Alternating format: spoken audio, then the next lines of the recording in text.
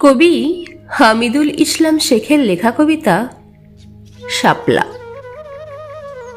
গ্রামটি ছোট্ট, পাশ দিয়ে বয়ে গেছে আদিম ইছামতি।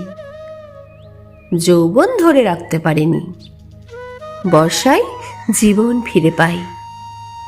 সব দেহটি ফুলে ফেপে ওঠে এই 2-3 মাস। শাপলা শালুক আরো রং বেরঙের ফুল। ইছামতি ভুলে যায় সব, পাড়ের জীর্ণ কুটিরের দিকে চেয়ে থাকে।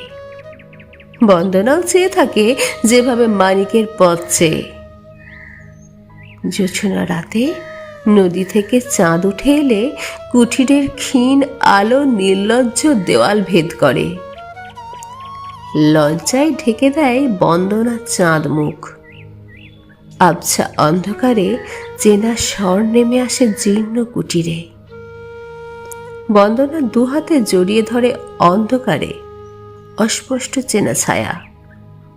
এভাবেই স্বপ্ন এঁকে ঘুমিয়ে যায় বন্দনা জোয়ার সাথে। ভোর হয়, জংলি পাখি ডাকে। পূব আকাশে সোনালি রোদে ভেসে আসে দুটি ক্লান্ত চোখ। কত রাত জেগেছিল। বন্দনার ঘুম ভেঙে যায়। ইছামতির মরা বুকে অনেক ফুল ফুটেছে। সৌরভ, চেনা সৌরভ। ভাঙা খাঁচার আড়ালে দাঁড়িয়ে মানিক, আঙুলের ভাঁজে একটা শাপলা। বন্দনা চেয়ে থাকে আঙুলের ভাঁজে।